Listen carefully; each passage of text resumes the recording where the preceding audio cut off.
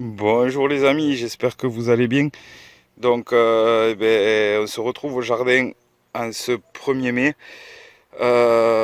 pour une petite vidéo où je vais vous montrer. Je vous avais parlé d'une association que j'allais faire dans le bac où où j'avais les fèves. Donc j'avais parlé de l'association des trois sœurs.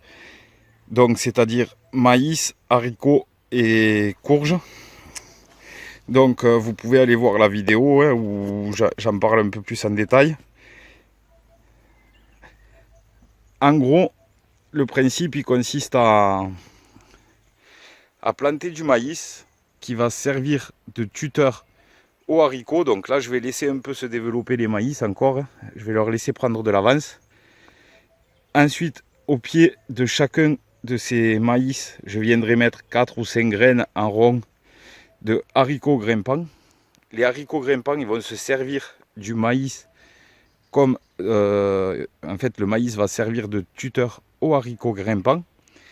Les haricots grimpants, c'est une légumineuse, donc elle va fixer l'azote qu'il y a dans l'air et elle va le fixer dans le sol avec des petits nodules qu'il y a sur les racines. Enfin, ça contient des bactéries fixatrices d'azote. Donc voilà, donc les haricots vont faire un apport d'azote au sol. Et pour les courges notamment, qui sont très gourmandes, donc les haricots vont servir aux courges. Et les courges vont elles aussi, on les voit ici, les courges. Donc elles commencent déjà à être assez jolies. Donc là, j'y ai mis une butternut. Là, j'ai mis du potiron Blue Hubbard. Là, on a de la sucrine du berry. J'ai fait 2 plants. J'en ai un ici. Et là-bas, on a du potimarron green Hokkaido. Alors celui-là, vraiment, c'est un potimarron, mais qui est vert. Si vous l'avez jamais essayé, vraiment, je vous conseille de l'essayer parce qu'il est vraiment excellent. Il est encore meilleur que les potimarrons marrons. Donc, pour finir, les courges, elles vont servir de... malgré le paillage que j'ai mis là, hein, j'ai mis un gros... Là, il y a déjà 10 cm de paillage. Les courges, avec leur feuillage, elles vont s'étaler. Elles vont encore servir de paillage pour garder le sol plus frais. Donc voilà, c'est 3 plantes qui s'associent parfaitement entre elles. Donc ce que j'ai fait, là j'avais les fèves, on les voit ici. J'ai fait un gros tas, je vais les broyer, je vais m'en servir de paillage, hein, parce que ça va amener également de l'azote. Ensuite, je le mélangerai au BRF qu'il y a là-dedans, au broyat. Donc ce que j'ai fait, j'ai juste pour planter, donc j'ai arraché les fèves, j'ai poussé petit à petit le paillage. J'ai pas de grelinette, donc je me suis servi d'une fourche que j'ai plantée comme ça, et avec la main je faisais juste levier, juste pour aérer un peu la terre, mais sans la retourner complètement. Et alors pour ceux qui me suivent depuis le début, enfin, ce bac je l'ai fait l'année dernière avant de planter les fèves donc et les petits pois, et il n'y avait rien dedans, il n'y avait pas de terre ni quoi que ce soit. C'est moi qui ai ramené de la terre que j'ai été chercher en carrière, de la terre végétale. J'y ai mis des rondins de bois au fond que j'avais récupéré en forêt. J'ai fait en gros le principe de la culture en lasagne, donc c'était neutre, en gros on va dire que c'était stérile, même s'il y avait déjà des micro-organismes dans le broyat, dans le bois que j'ai fait, que j'ai mis au fond. Et en fait, en dégageant le paillage et en retournant la terre, je me suis rendu compte que déjà ça grouille de vers de terre. Et les vers de terre, c'est vraiment super, ils font tout le travail à votre place. Je vous ferai une vidéo sur ça prochainement, mais si vous avez un sol rempli de vers de terre, vous avez un sol fertile, puisque les vers de terre, ils vont manger votre terre et ils vont, excusez-moi le terme, ils vont la chier. Et quand elle va ressortir, ben, elle sera enrichie. Voilà. Donc, quand j'ai commencé il y a 6 mois ce bac, ben, il n'y avait aucun ver de terre, j'en suis sûr même. Et là, ben, ça en est plein. Il y en a de partout, j'ai plein de cloportes, j'ai plein de bestioles que je ne sais pas ce que c'est, mais voilà, le sol est devenu vivant. Donc maintenant, le but, ça va être de plus le retourner pour pas tuer les organismes qui sont anaérobies, qui vivent sous terre. Si vous les retournez, que vous les mettez à l'air, ils vont mourir. Et pareil pour ceux qui sont aérobies, qui vivent avec l'air, si vous les enfouissez dans le sol, ils vont mourir. Donc voilà, le but c'est de vraiment cette année de jardiner sur un sol vivant. Donc pour ceux qui me suivent, j'ai commencé sur ce jardin, c'est un sol très dur, très argileux. Donc j'ai fait le même principe, mais en enterré, j'ai fait des tranchées. Là, le premier bac est fini, il y a les courgettes qui poussent très bien dedans. Là, le deuxième, il est fait, mais il me manque à mettre le contour en bois. Là, j'aurai un troisième bac ici. Donc là, je vais en avoir un troisième. Pareil, il est creusé, il est fini. J'ai fait des apports en compost. Voilà, on voit la différence de sol entre là et les allées. C'est vraiment pas pareil. Donc là, en gros, ce que j'ai fait, j'ai creusé à 50. J'ai mis des rondins de bois, du copeau sur 20 cm, de la tonte de pelouse sur 7-8 cm.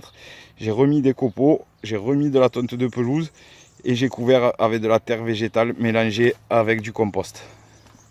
Voilà, en gros, le principe, c'est que les rondins tout au fond, ils vont accumuler l'humidité, ils vont mettre longtemps à se décomposer.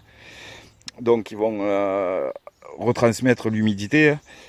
Et la tonte, c'est l'azote. Les copeaux, c'est du carbone. Tout ça mélangé, ça va se composter. Et donc, au final, ça va donner un sol super fertile. Je pense que ça fait déjà plusieurs mois. Non, là, ça doit faire 2 mois que je les ai finis, ceux-là, à peu près. 1 ou 2 mois. Donc, bon, c'est frais, mais je pense que ça va être fertile assez rapidement. Par contre, j'ai toujours pas fini ces deux. Beaucoup de travail, donc j'ai toujours pas fini. On verra, j'espère que ça va donner. Je suis en train de monter une tour pour mettre une cuve d'eau à 2 mètres de hauteur pour faire un système de goutte à goutte par gravité. Donc je vais poser un système de goutte à goutte qui va venir irriguer toutes mes parcelles là, mais il y aura une centaine de mètres de tuyaux. Et après de longues recherches, j'ai vu, parce qu'ici j'ai pas de robinet, j'ai pas d'électricité, donc la seule technique que j'ai, c'est de faire un goutte à goutte avec les cuves d'eau. Et en cherchant, je suis tombé sur le blog d'un jardinier qui lui a mis une cuve à 2 mètres de hauteur, donc une cuve tank là de 1000 litres, et qui arrive à irriguer environ 150 mètres de tuyaux. Donc on va voir. Je vais la monter à 2 mètres et puis on verra bien. Donc voilà, pour en revenir. Donc là dans ce bac, j'avais planté des choux, j'avais des graines, j'avais jeté des choux. Donc là c'est du brocoli violet. Non, ça c'est du chou-fleur violet de Sicile. Et là j'ai du brocoli calabré qui est en train, d'ailleurs on le voit, il est en train de se former, le petit brocoli. On le voit bien ici. Donc je vais pas les arracher, ça me fait de la peine, hein. Donc je vais les laisser se mélanger aux courges.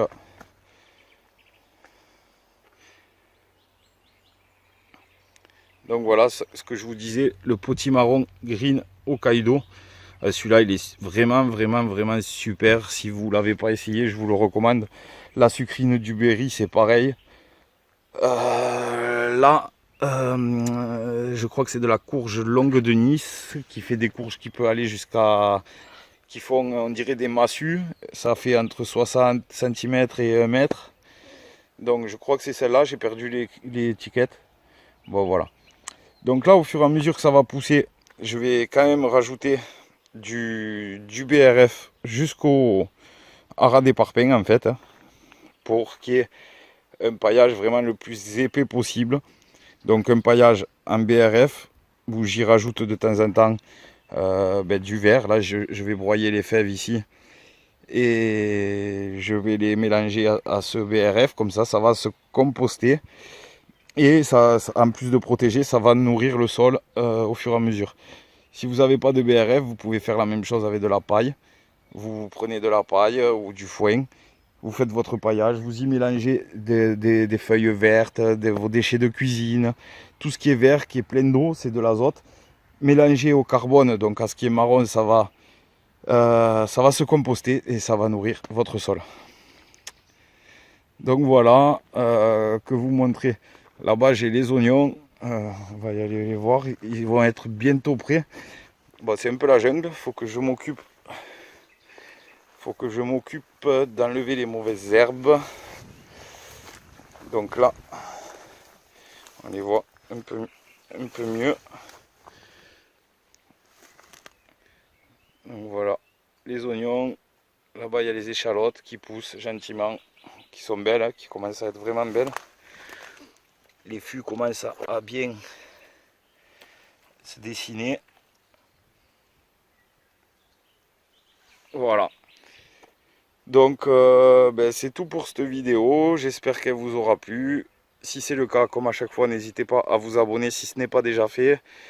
N'oubliez pas le petit pouce bleu. Et puis si vous êtes intéressé par toutes ces variétés que je vous ai montrées là, elles sont encore disponibles sur mon site.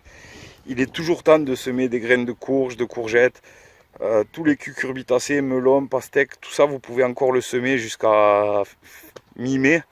Vous pouvez même faire des semis directement en place. C'est des plantes qui se développent très très vite, donc n'ayez pas peur, il n'est pas trop tard. Voilà, si vous avez oublié, vous pouvez le faire. Voilà, je vous dis à très vite pour une prochaine vidéo. A plus.